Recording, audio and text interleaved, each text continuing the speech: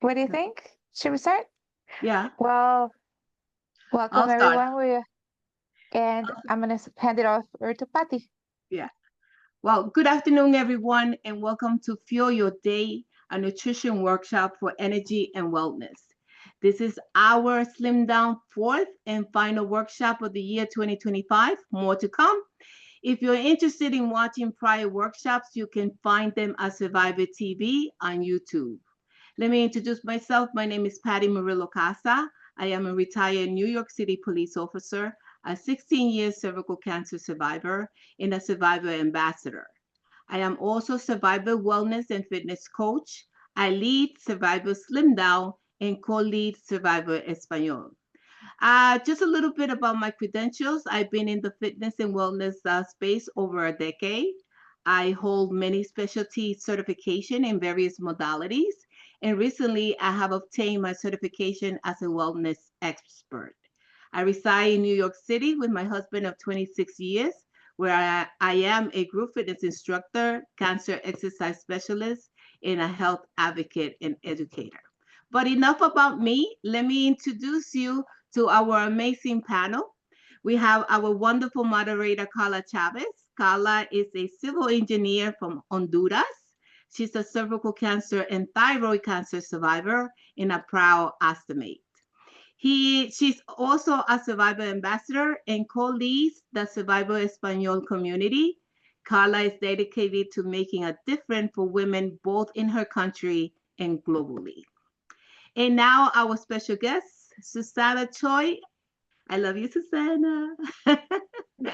She's a registered dietitian and doctoral candidate in nutrition at the University of North Carolina at Chapel Hill. Susanna research focuses on using digital health interventions to promote healthy eating, physical activity, and mental health among other adolescents and young adult cancer patients, cancer survivors. In collaboration with Dr. Carmina Valle, she led the development and evaluation of Aya Connect, a digital weight management program designed for adolescent young adult cancer survivors, where she also served as a health coach, providing personalized guidance to participants. In addition, we welcome our other panelist is Rachel Sauls. I hope I'm pronouncing your name correctly. Rachel is a second year Ph.D. student in nutrition at the University of North Carolina, Chapel Hill. Her background is in psychology and epidemiology, receiving an MPH from USF before starting at the University of North Carolina.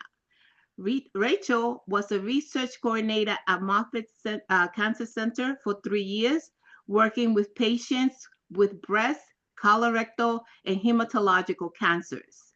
Currently, she's interested in lifestyle behavioral interventions, specifically nutrition and physical activity for young adult cancer patients. Thank you all for being here with us to share your knowledge with our community. Thank you so much. Carla? Thank you for being here. We are happy that you're here and we can't wait to learn from you. So I'm just gonna go ahead and because I know you have an awesome presentation for us. So would you like to start and introduce yourself? Yeah, I mean, I think Patty did a wonderful job I know. introducing us. I don't think I could have done better. Mhm. We're really excited to be here today. Thank you for inviting us to be here. And Patty, I mean, I was like thinking about when we first started working together. It's been like, I think like 4 or 5 years now. Yeah. So yeah, we've been working together with Patty and Tamika. They've been gracious enough to lend us their times and be part of our community advisory board for our studies for cancer survivors. So we appreciate them very much, and we appreciate the partnership that we have. So glad to be coming on here and sharing a bit of our knowledge and our research. We unfortunately weren't able to get our notes set up in a way that was ideal. So we're going to be kind of looking to the side a little bit to kind of reference our notes. Hope you all don't mind. All right. Oh, yeah. Let's see. Can we start sharing this first? Okay, there we go. All right. Can you guys see our presentation? Yes, Okay, perfectly. wonderful. So today, our presentation, our workshop is titled Nutrition and Weight After Cancer. This is the focus of our research at the UNC Weight Research Program and the research that Dr. Carmina Valley focuses on right now. So we're excited to get started. During today's workshop, we'll briefly go over some of the, let's see if we can hide this. Some of the lifestyle or modifiable risk factors for cancer, discuss the relationship between weight and cancer and what healthy weight or quote unquote normal weight actually means. We'll provide some evidence-based nutrition and physical activity recommendations for cancer survivors, touch a little bit briefly on GLP-1 medications, and then talk about some psychosocial aspects of survivorship before ending with a cooking demonstration. So this figure is from the World Cancer Research Fund and the American Institute for Cancer Research, and it highlights some of the modifiable risk factors for cancer, which include being at a healthy weight, being physically active, limiting alcohol consumption, limiting consumption of sugar-sweetened beverages, and things like that. I'm sure you all have seen this or have heard, about some of these risk factors. So just wanted to put this out here. I do want to highlight, there is something that this terminology of cancer prevention is something that I don't prefer the term. I don't prefer that term because, although we can certainly reduce our risk for cancer incidence and cancer recurrence, cancers are not entirely preventable. And we'll talk about that in the next slide. So one of the modifiable risk factors that were listed in the previous figure is being at a healthy weight. So currently about 67% of cancer survivors ages 20 years and older are living with overweight and obesity. And this is due to several factors. One, with the rise in overweight and obesity in the general US population and with advancements in treatment and cancer detection, we're seeing more survivors entering treatment and survivorship with overweight and obesity. Second, we're seeing that there are metabolic changes caused by treatment itself. We're also seeing changes in eating habits during treatment. So this could be due to changes in taste due to treatment.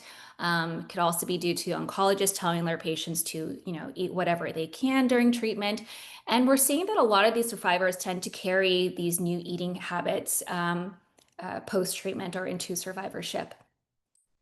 And as we can see on the figure on the right, so these lifestyle or modifiable risk factors collectively account for about 40% of cancer incidence. So the other 60% is really out of our control. So, you can't really overcome them with making these lifestyle changes. And what I really want to emphasize here is that having cancers is not our fault. Okay, so what does a quote unquote healthy weight or quote unquote normal weight mean? The healthy weight or normal weight recommendation for cancer risk reduction is based on BMI, which is the body mass index. This is a calculation based on one's height and weight. So a BMI range of 18.5 to 24.9 is classified as being this healthy weight or normal weight. So if anyone on here, if there's anyone who actually loves the BMI measurement system, you can raise your hand. But I'm pretty sure we can't see anybody now, but I'm pretty sure there's very few of us, if any, that love this system. It's the BMI, it is flawed, it's outdated and inaccurate. So why do we still use the BMI system? It's simply because it's a measurement that's really easy to obtain. And in most cases, we can still use BMI to screen for individuals with overweight and obesity and other health conditions. Body composition would be a much better measure, but this measurement is more difficult to take and it could be more resource intensive to obtain. And BMI really is a surrogate marker for adipose tissue or fat tissue, and that's what's of interest here when we talk about being in a healthy weight.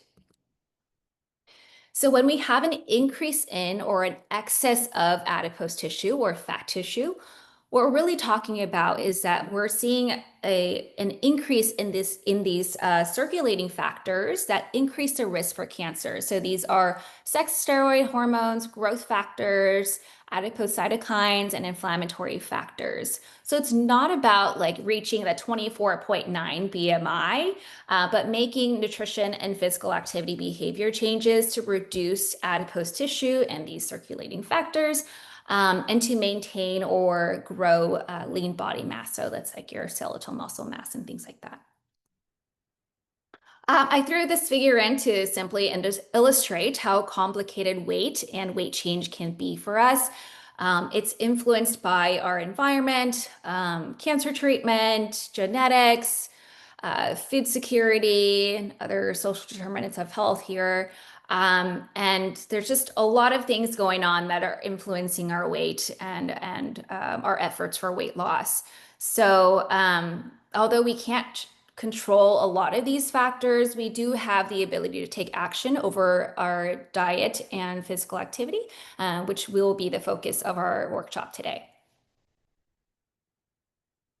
And as helpful as it can be to monitor your weight in your weight loss journey and to make adjustments to your eating and physical activity based on that data, it's also important to work towards and celebrate non-scale victories. So some of them that I list here are improvements in body composition.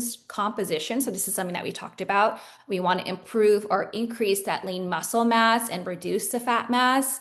And then also improvements in metabolic biomarkers that could be a consequence of reducing your adipose tissue mass.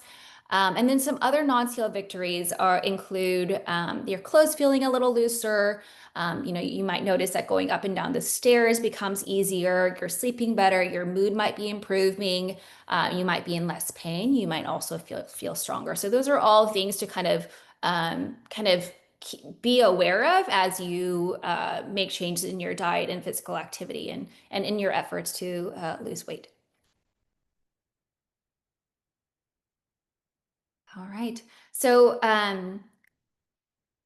we've learned in our studies that cancer survivors want to adopt healthier eating habits after diagnosis and throughout treatment or throughout survivorship. But there's limited access to reputable sources of information, and limited access to services and support for cancer survivors. So in one study, they found that there is one dietitian to every about 2,300 cancer survivors in outpatient cancer centers. So there is a huge gap there. And what we're also seeing is most people go to the internet for health information. And we're seeing a lot of that happening for nutrition information in this population as well, or in this community. And so there is, as we all know, there's a lot of misinformation out there. There are a lot of people who are claiming to be nutritionists and spreading, misinformation. And so what can we really do about that? And there's also people reporting that nutrition research can be really confusing. So how do we navigate that?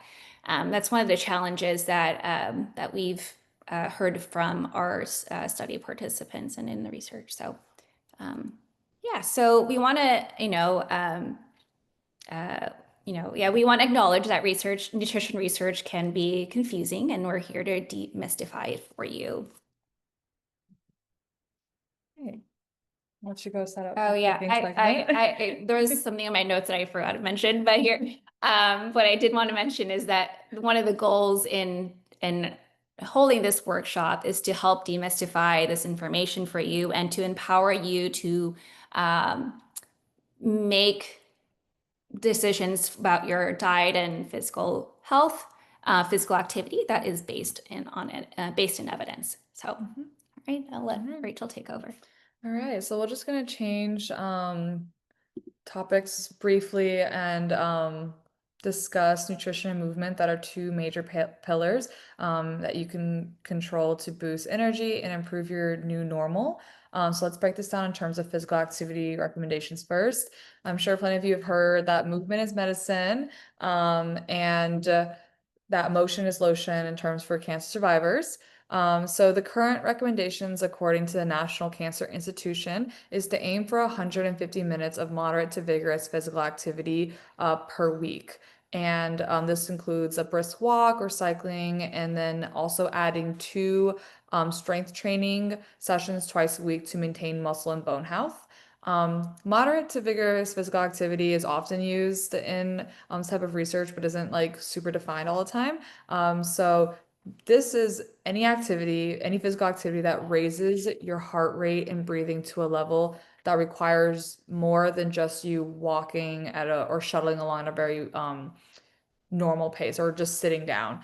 So a good way to think about this is that moderate physical activity is like riding a bicycle or playing tag. So you feel your heart beating faster, but you can still talk. So also maybe like when you take a walk, like you can still talk to whoever you're walking with, or if you're ever walking at an incline, and you're still able to talk. Vigorous activity, however, is like running really fast or jumping a lot. Your heart is pumping very hard in your chest and you can feel it, and it is hard to talk because you're breathing so fast. So moderate is moving and can talk. Vigorous is I'm moving so much I can only say a few words.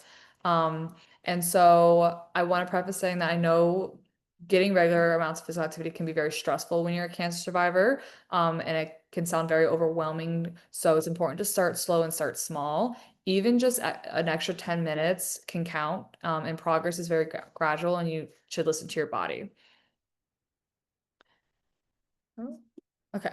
So moving back to on the nutrition side, one of the key components is to eat smarter, and that's to incorporate more foods that research has shown to reduce the risk of chronic diseases and certain cancers. These include vegetables, fruits, and whole grains, and to limit foods that have been associated with an increased risk of the health conditions, which we'll cover in the next slide. And many of these research findings have been supported and recommended by cancer organizations such as the American Cancer Society and the American Institute for Cancer Research. And so there's ongoing research on the potential of many fruits and vegetables, including dark green and orange vegetables, cruciferous vegetables like cabbage, broccoli, cauliflower, and Brussels sprouts, soy and beans in preventing cancer. And increasing vegetable and fruit consumption overall can reduce the risk of developing other chronic diseases like heart disease and diabetes. However, research recommends limiting red meats, processed meats, foods with and drinks with added sugars, alcohol, and ultra processed foods and refined grains. We want to emphasize the point that it's not entirely reasonable to expect that everyone removes all of these foods immediately from their diet. We just want you guys to be aware that these are the types of food that's recommended to consume less of as you begin making changes or thinking about making changes to improve your diet. And so I want to take a time to talk about ultra processed food and processed foods, which has become, I think, like a very hot topic recently in the nutrition field. So it's important to understand and consider the spectrum of processed foods. Many of the foods that you buy in your grocery store has been processed to some degree. For example, frozen and canned vegetables or canned tuna has technically been processed. And that makes, and however, this type of food is very convenient for people to buy. And you can enjoy vegetables and fish at any time of the year on a lower budget. And although these foods are somewhat processed, they're also a great source of nutrition. And there's been some research that buying frozen or canned foods is actually more nutritious than fresh fruits and vegetables, just because it's frozen or contained at its highest nutrition value. So please don't feel like you should only ever buy fresh fruit, because as fruit is outside or in your fridge, the nutrition value goes down over time. So canned fruits and vegetables or frozen are an excellent source of getting high nutritious fruits and vegetables. However, Ultra-processed foods, such as chips and sodas, typically no longer resemble their original plants or animal sources and tend to have higher saturated fats and added sugar and sodium, and have been pretty much stripped of their nutrition content during the production process. Like a chip, is even a chip even a potato at the end of that? No, it's not. And so ultra-processed foods have been linked to obesity, heart disease, diabetes, and cancers. And it is recommended to reduce or remove the intake of ultra processed foods. And that's like the information category 4. Limit processed meats, sugary drinks, and highly refined carbs, as they can spike blood sugar and increase fatigue. And in terms of this topic, you can think of food on a spectrum, and the closer that it is to its natural state, the better. And so one method of reducing the intake of ultra processed and processed food is to substitute an ultra processed or processed food out for something that's a little bit better or lower on the spectrum. So for instance, if you like to eat a lot of pastas, same, but instead of eating white pasta or refined grains, you could substitute out for whole grain pastas instead. And so it's very important when you're thinking of making these lifestyle changes to do things that are come naturally to you. If you're somebody that likes pasta and that's a part of your culture, or likes rice and that's a part of your culture, it's unreasonable to make drastic changes that feel so unnatural that it's so easy for you to backslide into unhealthy habits. So try, instead of making a hard transition or trying to remove it entirely, try substituting it for a healthier alternative like whole grain pasta or whole grain brown rice. So gradual changes are always the first step, and be patient with yourself. So this is a diagram of healthy plate, and this is another way to think about eating healthy. I don't know if anyone's heard of like the smart plate designs, but those aren't really necessarily the healthiest way to split up your plate. And so this is a much better visualization. And essentially half of your plate is fruits and vegetables, a fourth of it are grains or starches like sweet potatoes, and then a half of it is protein. And it is preferred like lean protein such as like fish or chicken, but also can be whatever protein that you typically eat. And the focus is on adding more nutrient-rich foods and colorful fruits and vegetables, whole grains, and lean proteins and healthy fats to your diets, as these can help stabilize energy and support your recovery. And then in terms of portion control, your hand is a great guide of measuring how much food and portioning everything out in terms of the healthy plate diagram. So for instance, a palm is for protein. One serving of vegetables is your fist. You can also do a cup for carbs, and then one serving of fat is your thumb. So it's also a very easy way of using your hand instead of measuring tools to portion out. And also you don't have to clean anything up as dishes. So these steps aren't about perfection, they're about progress, and every choice you make helps fuel your day and your overall well-being. All right, so now moving to GLP-1s, and I want to make a disclaimer that Susanna and I's research, neither of us do GLP-1 research, and we added this because Patty asked us to add this information in. So we'll do a very, very high level overview of this information, and then some recommendations based on research studies. So what's a GLP-1? GLP-1 stands for glucagon-like peptide 1. And it's a hormone that's naturally produced in the intestines and plays a role in regulating blood sugar levels and appetite, and discussing between your brain and gut axis. And the functions of GLP-1 is that it stimulates the pancreas to release insulin, which then lowers blood sugar and thus slows down the emptying of your stomach and promotes a feeling of being full. And because you feel full more often, it reduces your appetite and food intake as a result. So why is GLP-1 so revolutionary? GLP-1s were first developed for diabetes, but researchers discovered that all the people with type 2 diabetes that were taking GLP-1s were losing a clinically significant amount of weight, 5-10% amount of weight loss that resulted in them realizing that it's a very effective weight loss treatment method. And that's because it mimics natural hormones in your body that slows digestion and makes you feel full longer. And because it's mimicking a natural hormone in your body's able to react in a much more seamless manner. Because for a lot of people that have obesity or overweight, they're missing or that hormone isn't working as effective. And so they don't feel full or they feel hungry more often. And so when GLP-1 comes in and replaces that natural hormone, it's able to work at its like already baseline rate. So that's why it's so easy for our bodies to respond to it. And drugs like semaglutide and tirzepatide have shown double-digit percentage weight loss reductions, which is far beyond older medications that have been used.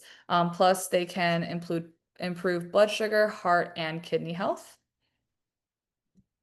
And let me go back. I'm sorry, more specifically on GLP-1 medications helping with obesity. To reiterate, it can reduce appetite by acting on the brain to signal that you're full, which then reduces hunger and cravings. It slows your stomach from emptying as the medication slows down the rate at which food leaves your stomach. So you do feel fuller for longer periods of time after eating.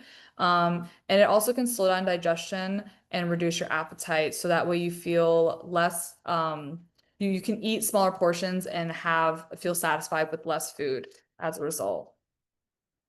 And then for those with or without diabetes, GLP-1 medication can also lower blood pressure, improve cholesterol levels, and reduce the risk of heart and kidney disease. So for cancer survivors, research is very limited in this field, but it is promising so far. Current evidence shows that GLP-1 does not increase the risk of cancer, and it might actually lower the risk for some cancers. But for survivors with diabetes, studies suggest that it has improved survival rates compared to other diabetes drugs. But it's important to emphasize that we don't yet know if they reduce reoccurrence or are safe during active treatments, as clinical trials are ongoing. It's also important to remember that GLP-1s kind of exploded recently, like 2 or 3 years ago. So there's not a lot of long-term data to support some of the more cross-sectional claims that are being made right now. So we don't yet know what the long-term effects of this are for cancer survivors. So if you're interested in taking GLP-1s as a cancer survivor, it's important to think of your individual risk and your specific cancer type. The relationship between GLP-1 and cancer is really complex. I mean, cancer is very complex. And some research indicates that GLP-1 receptor expression can be associated with poorer survival in certain cancers, such as thyroid cancers, cervical cancer, and lung squamous cell carcinoma. And that really highlights the need for a personalized approach. And while current evidence is promising, again, as I mentioned, a lot of studies have been observational and a lot more long-term data is needed to know more of the effects of GLP-1s on cancer survival and reoccurrence more than just a few years to fully understand the effects. And it's very important for me to highlight that you should definitely talk to your healthcare provider and your oncologist and your care team to weigh the specific risks and benefits based on your individual health plan and profile and cancer history. I actually just got back from the Obesity Society conference and I talked to a few physicians and practitioners about GLP-1s for cancer survivors, and a lot of them said that they would want to talk to the oncologist about it. So to wrap up the GLP-1 discussion, these are powerful tools, but they're not a magical bullet change. They work best alongside healthy eating and physical activity. And for cancer survivors, decisions should be individualized and always discuss it with your oncology and primary care team. And then moving briefly to psychosocial aspects of cancer survivor to kind of hit the well-being aspect of this. When we talk about feeling your day, it's not just food, it's also about feeling your mind and spirit too. Cancer survivorship brings unique psychological challenges that often go unspoken. For instance, in terms of anxiety and depression, many survivors experience anxiety, worrying about reoccurrence or the unknown, and depression can easily follow, especially when life feels disrupted. And studies show that between 30 to 40% of survivors report these symptoms, yet many don't receive help. And there's also body image changes, as treatment can change how we see ourselves, and scars or weight changes or loss of hair can deeply affect confidence and intimacy. And these feelings are valid and common among cancer survivors. And also in terms of social support, relationships shift and friends may not understand, or isolation can easily creep in. So it's important to think of ways to problem solve when you're feeling any of those symptoms. So social support really matters, whether through family or peer groups or programs like Survivor Slimdown. It has proven to shown benefits. And also, current studies have been shown to have benefits in terms of peer-to-peer support among cancer survivors. Also, awareness is very important. Often these emotions changes aren't discussed enough, and it's natural and it's normal. And screening for distress is recommended, but fewer than 1/3 of survivors talk to doctors about it. And despite these challenges, you have control. Fatigue and pain and any psychological symptoms are real and normal, but you can take steps to improve your new normal. There's evidence-based strategies, including balanced nutrition, gentle exercises, and to try and just start slow in that category. And they've been proven to help get through this. So survivorship, just to close this out, survivorship is a journey. And while some things are out of your control, many are within your reach. And today we discussed and reviewed how nutrition and physical activity can be powerful tools, but not just for your body, but also your overall well-being. So that's the talking segment of this. So Yeah, thank you, Rachel. I'm hopping back in here. All right. Well, we didn't want to leave you without sharing these resources. These are some nutrition and weight management resources. The first one here is the Expert World Report by the World Cancer Research Fund. This is also where that the figure that I shared in the beginning of the presentation that lists the different lifestyle or modifiable risk factors. That's where this that figure came from. Also, the American Institute for Cancer Research and the American Cancer Society also have really great resources. And then actually this Healthy 10 Challenge, I learned about it a couple of years ago. It's actually provided through the American Institute for Cancer Research. And it's a 10-week program that helps you build healthy habits to improve your dietary and physical activity behaviors. And I think basically every week they kind of send you an email with like lessons and challenges and things like that. So it's entirely free as well, and you can start whenever you want to. It's asynchronous. And then of course, Survivor Slimdown. And then also, we wanted to share that we are recruiting for AYWell. So this is a research study funded by the National Cancer Institute. It's being run by PIs or Dr. Carmina Valley at UNC Chapel Hill and Dr. Jessica LaRose at VCU. So this is a collaboration between two universities. This is a weight management or weight loss research study for all cancer types between the ages of 18 to 39. So if you are interested in improving your dietary and physical activity behaviors and also looking to lose some weight, this is a great evidence-based research program for you to be involved in. It is, I think, it is a 12-month program. So you can scan the QR code here that'll take you to our recruitment website, and you can learn more about the study, our eligibility criteria, and fill out our online screener to see if you qualify. And also I want to say that Patty was on our community advisory board for this study as well. So this study is informed by cancer survivors, and it is something that we consider very thoroughly in our intervention development. So, yeah. I think that's Yeah. So if you have any questions, this is our contact information, our emails. Feel free to email us and we'll do our best to answer your questions and get back to you. And then Thanks. it's time to switch gears and try this cooking demonstration. I do want to mention that we've never done this before, so or like done a cooking demonstration on Zoom. So this will be a first. So if we run into any technical issues or if we just ask for your Patience. Patience, Yes. yes. And you know, we want this to be casual and interactive and engaging. So as we, you know, do this demonstration, please feel free to ask questions. Like, let's just like make this fun. Like, it's a small group here. So let's just talk and cook together. And then- I'll answer questions while Susanna cooks. Rachel is my It's sous chef amazing. today. Yeah. We do have one in the chat about the guidelines, if they're applicable for females over 60.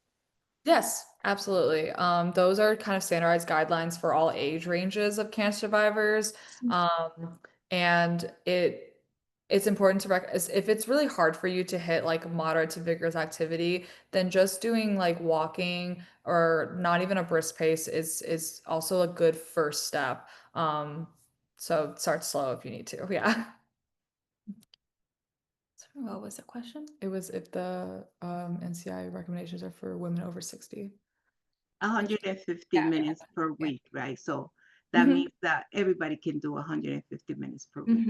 Yeah. And Including- it's like it's brief, like it could be 10 minutes here, 10 minutes Right, there. exactly. Like it doesn't have to be one day. Yeah, and like, you know, even, you know, newer research is actually showing that like any bouts of physical activity is more beneficial than none. Yeah. So even if you can't do the 10 minutes, like let's try 5 minutes. Like can we like walk to your mailbox and get your mail today?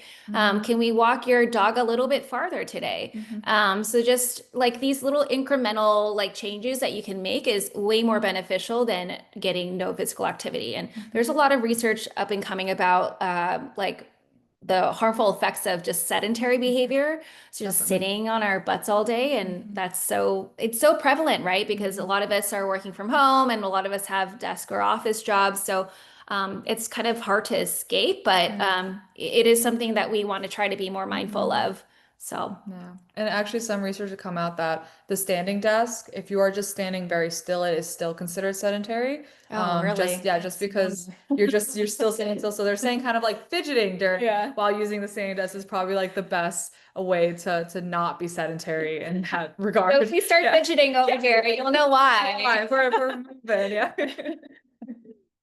Okay, so let's try to move this laptop over. Yeah, I'll just bring my camera off while I move and I'll be able to still answer questions. Okay, let's try this. So we gotta.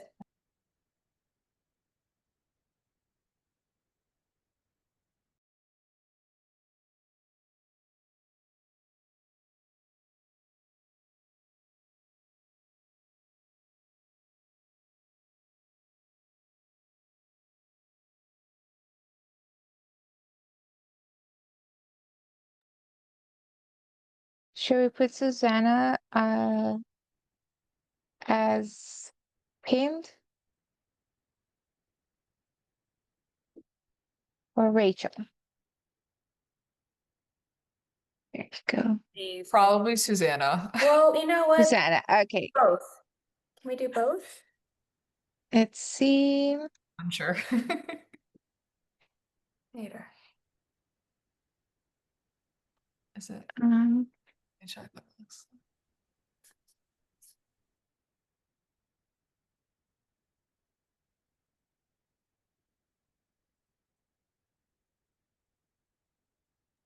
Oh, I have to unmute later. You don't have to. We can mute here. We No. can. we hear you. We're excited. There. Okay, and then we'll try. Okay, we also are getting mics on because the cooking might get loud. Oh, you know what? I can stop sharing, right? Yes. Yeah. I can. There you go now. Okay, hold on. Let's try All this on. right. Could you all hear us? Okay. No, I haven't We switched can up. hear you perfectly. Yes. We can hear you, yes. Is it good now? Okay. Awesome. Okay. Let's start by washing my hands. I'll be right back. What are we cooking, or is it going to be a surprise? What are we cooking? Okay, so it's officially soup season over here. Is it soup season over there where you are? Yeah. Yeah. And this is just one of my favorite recipes to make. It is so nutrient dense. It's just a good way to pack in all the foods that Rachel talked about today. So all the leafy greens. So we talked about like Dark leafy dark greens. leafy greens, Yeah. right? So this is kale that I actually just picked from my garden, like maybe like an hour ago.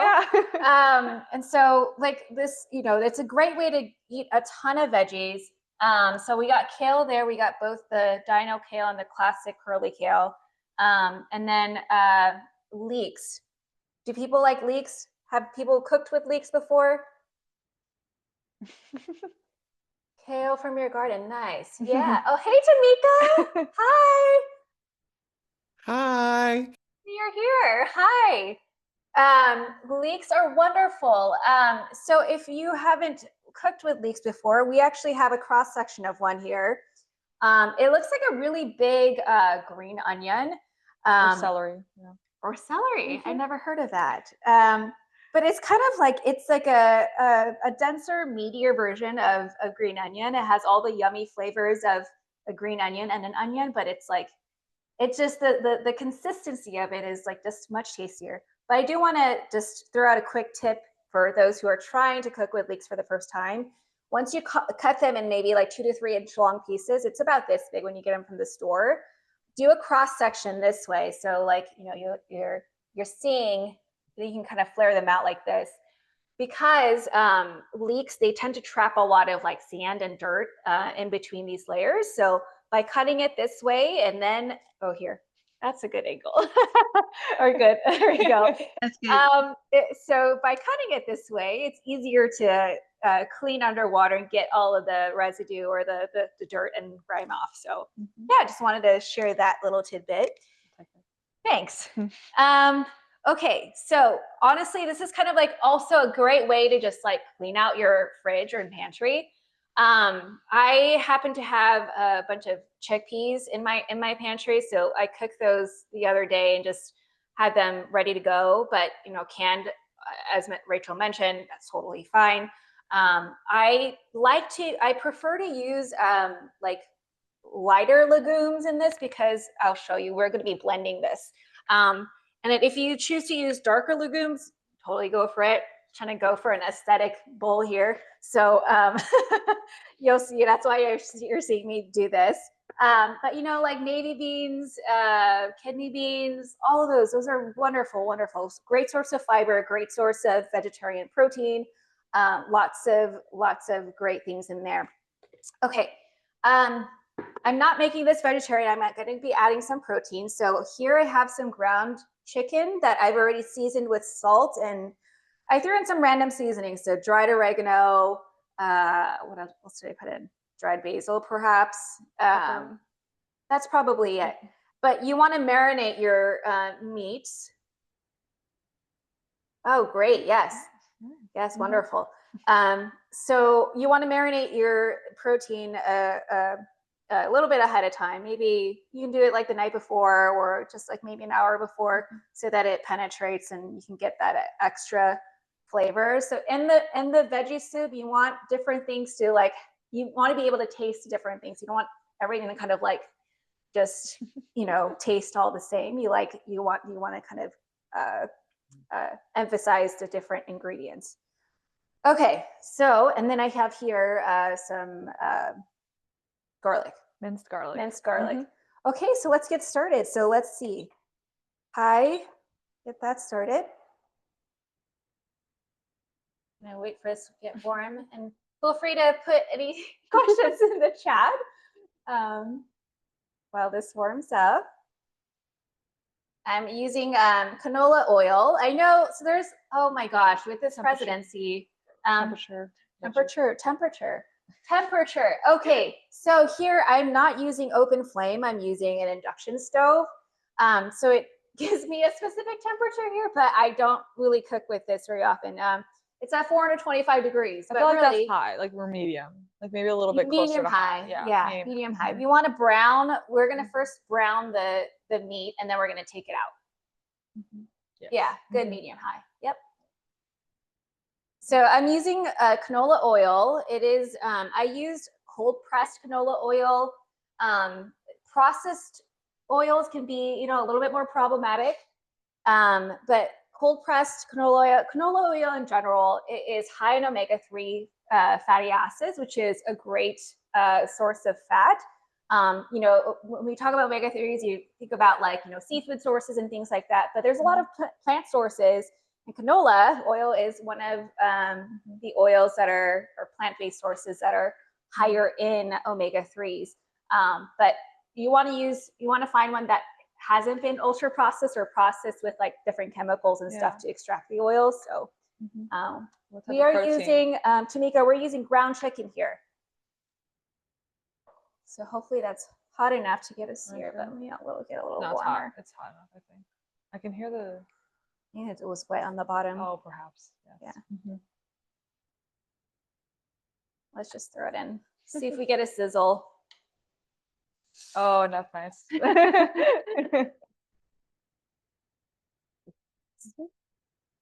I'm gonna just let it, I'm not gonna disturb it as soon as I put it in. I might make it a little bit higher heat. Because we want to get it browned. If you disturb it too much, and you're gonna, you know, increase the surface area, it's gonna probably bring down the temperature a little bit more, and then you might just get like, you know, not as brown meat. So I'm just gonna not disturb it for like a minute or so.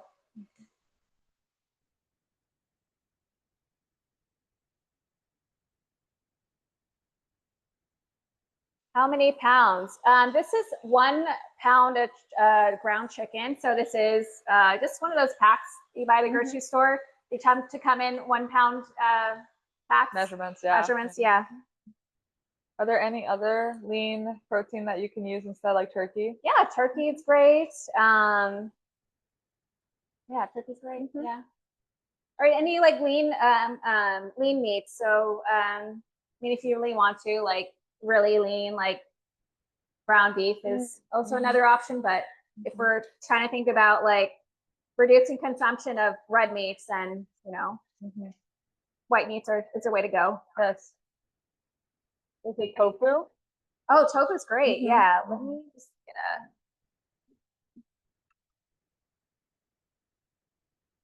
Oh, that's so sweet.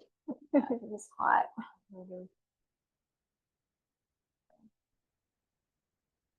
Oh, it's actually not that hot because it's like not an open flame. It smells very good on this side. Yeah, I wish you could smell it through the camera. I wish I could smell it too. It just looks nice. The volume. All right, we're gonna run out of time. All right, and now I'm gonna throw in the minced garlic. So it cuts it all together.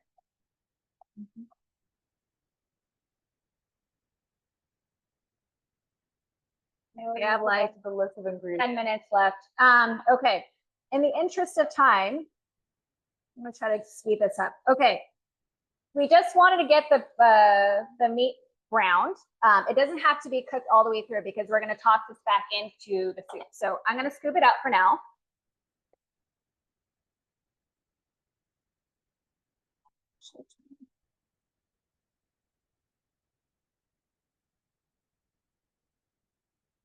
All right, it's just turning down to like 410, so I guess that's like more medium. Yeah. Thanks, Rachel.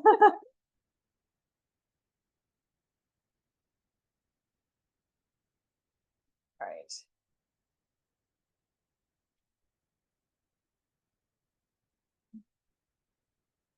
Okay, doesn't have to be perfect. We can have some blended chicken, it's fine. Okay, so now I'm gonna toss in the leeks. Some more oil. So the chicken was already seasoned. The leeks are not. So I'm gonna throw in a little bit of kosher salt. You know what? Let's just do it. Yeah. Okay, I'm gonna also throw in some broth. So if you're vegetarian, feel free to use vegetarian broth. I make my own bone broth at home, so I have that on the stove, so we can just pour that over. It does already look delicious. It smells very good on this side. All right, so this is I don't know if y'all can see it. So this is like beef bone broth that I make a few times a year, and I just like stock my freezer with. So anytime I'm cooking and need broth, is ready to go. Okay, let's go.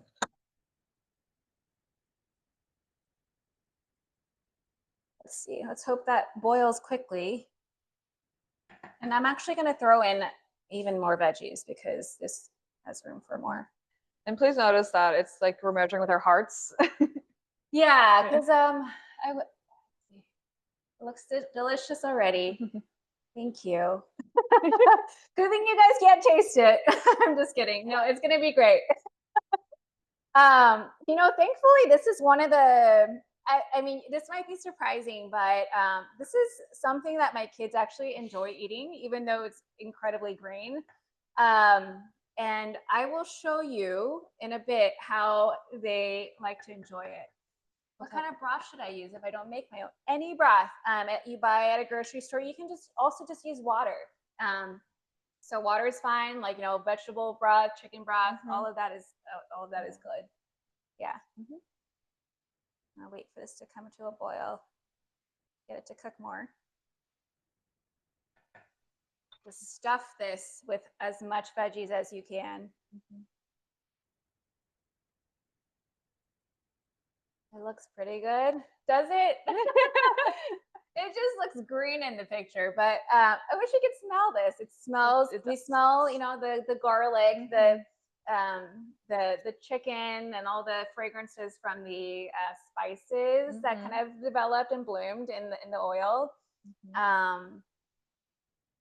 Smell-o-vision. Oh, that'd be nice. You know, Gotta get on that. yeah. 1:54. I think we might be running over time, Patty and Carla. But I think we'll be done. We can spare a couple more minutes so we can. Yeah, it's I want to okay. know how this comes out. Yes, Susanna, it's okay. Oh, you know what? Black pepper. I season the chicken with black pepper at a time. We can season this with black pepper when we're done too. Yeah. You always like need to be tasting and adjusting as you go, right? And that's a good thing about cooking is you can always, you know, adjust. That's starting to boil, I think. Yeah. How do you make your own bone broth? Oh, that's a me question. That's my question. Okay. So you got to go to the Asian markets. The Asian markets.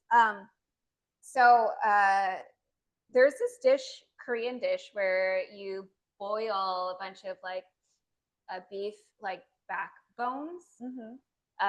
Or you can use backbones, or like we use oxtail. So oxtail soup is pretty common in Korean cuisine.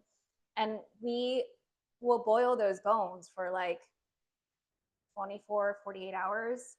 And you can see the bone broth that you can buy at like Whole Foods or whatever, but you'll see that they're still like pretty clear, like pretty transparent. Definitely. Like so, but if you see like Korean bone broth, and kind of I try to show you what it was very cloudy. Yeah, so it's like it's almost white, and if you can get like, you know, the Asian moms or grandmas to make them, like it looks like they added milk to them. It's pretty wild. So it's like with all that time that they're boiling those bones for, they're extracting a lot of the mineral content from those bones, which you know, could make your foods even more nutritious. So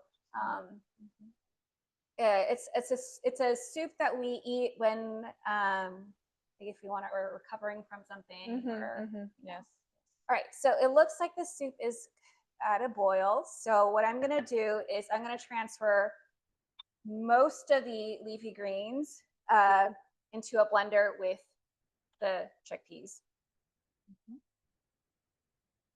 And then could you add soy sauce to this? Could you add like for soy sodium sauce? or like replacement of like salt? Somebody asked. Somebody asked. No soy sauce. No soy sauce.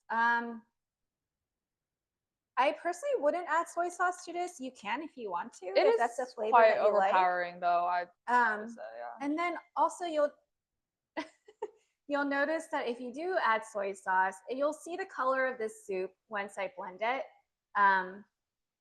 It'll be a But lot then darker. it'll turn up like maybe more brown. So you might Mhm. not want that. So aesthetic again. But if aesthetic is not your goal, then like use all the things, right? Like, you know. Okay, so I'm gonna leave a little bit in there, and I'm actually gonna add some more veggies. I like to have some blended. I like to have some just in the soup to kind of add that like textural element. I think that's probably good. Okay. And then while we do that, I'm gonna also add back all the protein or the animal protein, the chicken. Okay. And then I'm gonna blend this Okay. with a little I will bit observe of, the soup. oh, you'll observe. I'll observe the soup. Where did I put the, there we go. So I'm gonna throw in a little bit of broth. It's okay if you get stuff in here, like if you All gonna blend get a little bit blended. of meat, it's totally fine, you know, like then your broth is gonna be more flavorful. There's really no reason to stress out about this. Like this is something that like, you know, again, like something, an easy way to clear out your pantry of veggies and legumes if you have them. So I'm gonna go blend this. And then she put like, I don't know, I feel like that was like 2 or 3 cups maybe, or 2 cups of broth. Yeah, you know what? Yeah. Okay. You can talk to them and All right. answer questions. I don't know what questions I could answer in terms of this process, but I'm gonna stand here nonetheless. I'll just stir this now.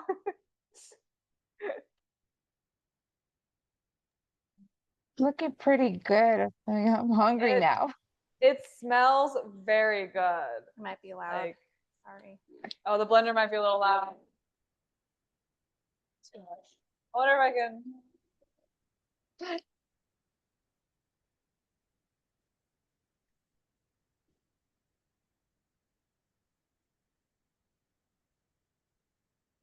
I'm just breaking up the chicken a little bit more. Mm.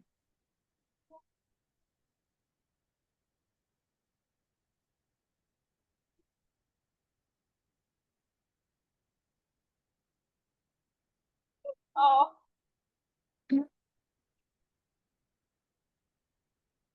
I think we need some soup. I agree, Tamika. You have not had anything yet.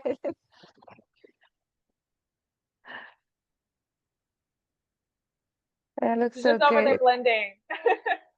We don't hear it, so that's Oh, that's so good. It's actually quite Yeah. loud on this side. Yeah, I'm like, I don't hear it at all. Yeah, don't like, hear did she nothing. ever start?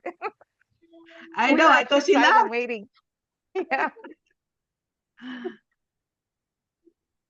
Oh, it looks so good. It looks very good. I mean, I wish we could taste it.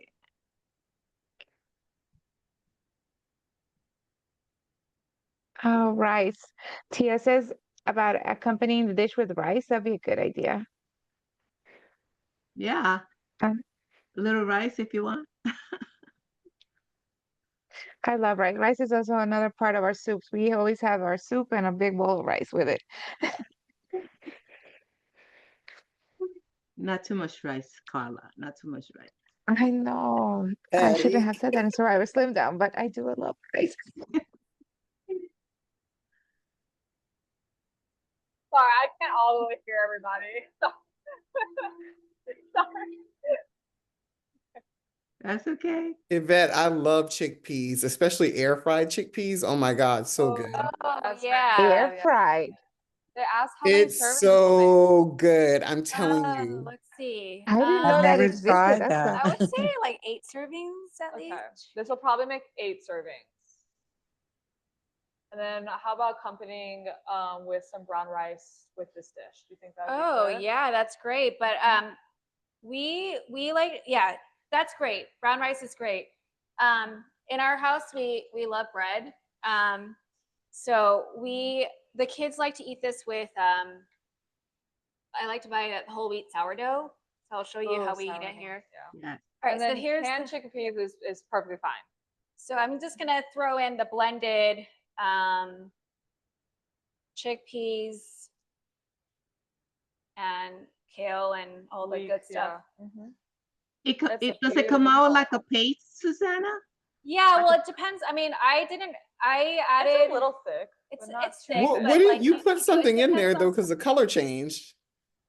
Yeah, this had The kale. vegetables. leeks. Oh, I thought it Right. was just the beans. Okay. No, no. Oh yeah. So we cooked the leeks and the kale, and then I blended that with some of the broth. Okay. So it's a little thick. I would say like a little thicker than a smoothie. But it Yeah. doesn't matter. Like you just, because we're putting this straight back into that broth, and you make it the consistency that you like. And then someone asked if you're using chickpeas from a can, should you rinse the chickpeas to get off the excess salt? You can just throw them in straight in. Whatever works for you. Yeah.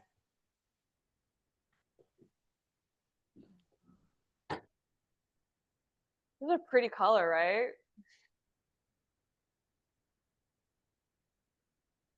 Okay, so yeah. So from here, we just kind of taste and see see what we need. So this is kind of like I'm going for a creamier soup. Something that you can easily just like dip some like chunky rustic bread in. And so I was saying, like, this is one of the soups that my kids actually like, which is surprising because it's very green. But I think it's because the secret here is that they like bread, right? They like bread. Everyone likes bread. So they like to dip their bread in soups, and this happens to be a very nutrient dense soup. And so even if they're just dipping the bread in the broth or in the soup, which is flavorful, even though it's green, so the flavor is good, but they're like, oh, it's kind of green. They still enjoy it, you know. So I appreciate this soup very much. Also from here, you can add red pepper flakes. I love adding a little bit of spice, but my kids cannot handle spice at all. Oh, so And if it's like nutritious, I try to not make things spicy or give them another reason to tell me they don't. Yeah. Good point. It actually doesn't need too much more salt, but I'm gonna add another pinch and then throw in the black pepper.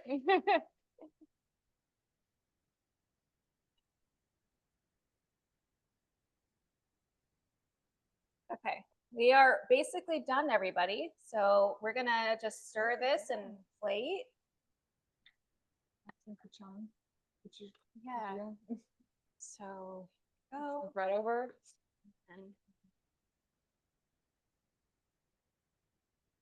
bread is done too, right? Let's do a little more. Okay. So we got our bowl here. I'm gonna turn this down. If I can do it. Here, I'll just pause it. There we go. You can also, you might notice some foam here. So that's just like, you know, it was in the blender, so it's whipping up a lot of air. So if you want, you can like use a skimmer and skim that off, just again for aesthetic. But I'm gonna try to just grab it from the middle here.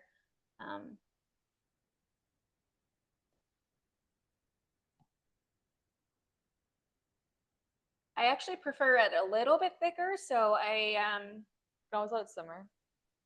simmer, yeah, or maybe blend a little bit more veggies because we do have a little bit more left. So, but this is good. This is what it looks like. And then I'm gonna move this, and then I'm gonna throw in a little bit of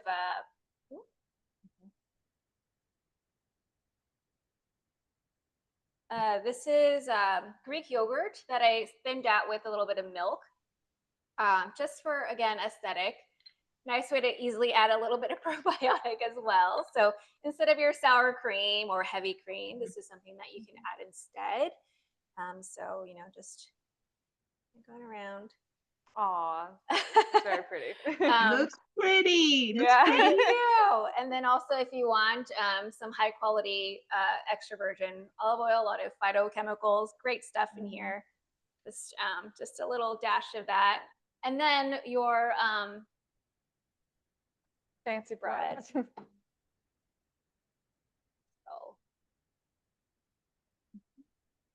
So here we go, some toasted bread.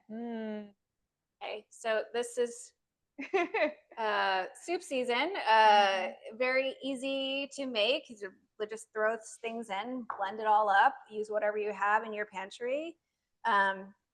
Use brown rice or whole wheat bread if you like. And Rachel, would you like to taste it? Oh, sure. I eat this all the It time. looks So good. Now I understand the aesthetic part. You were right. There, yeah, well, I'll move it a thank little you. bit. You know, for Okay. me, I mean, a lot of us, all of us, or most of us, eat with our eyes first. Yeah.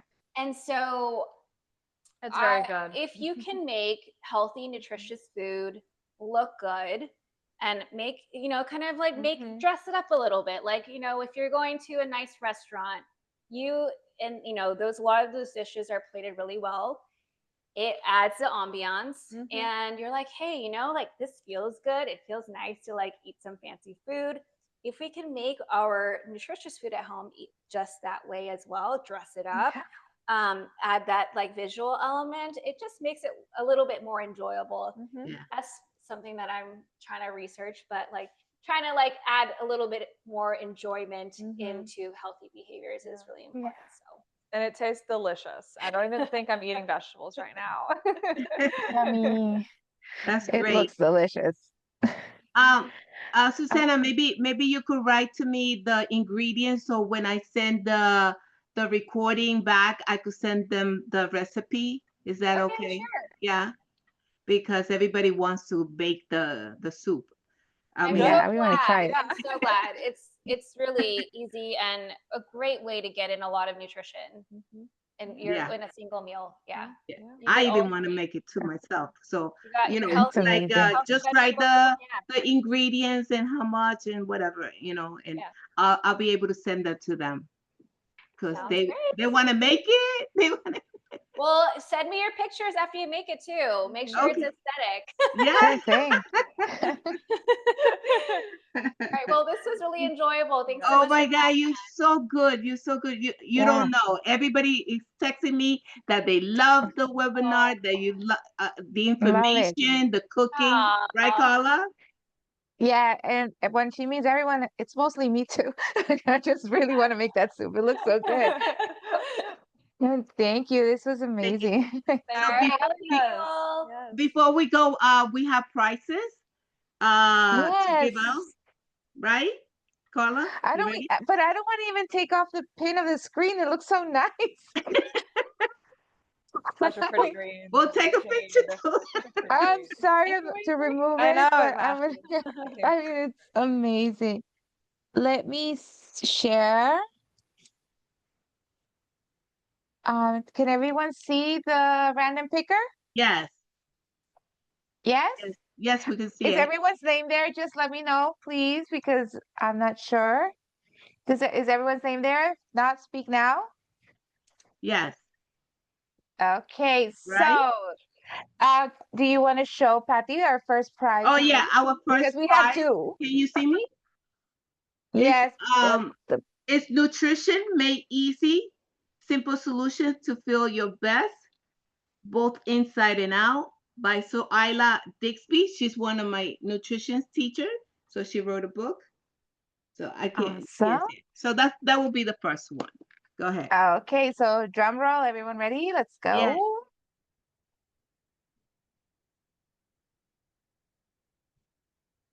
Yvette, right? Yvette, yes. Yay! Congratulations, I had a feeling it was Yvette. gonna be me. Yay, you. congrats, Yvette. And you're gonna get it fast because you lived close. Yeah. You live close. Thank you. Congratulations, Yvette. Congratulations, So- Yvette. The second one is another book, Lifted. It's all about what Rachel and Susanna were talking about, moving the body and stuff, little exercises that you can do, 10 minutes, 5 minutes, whatever you can do. So here we go. Ready?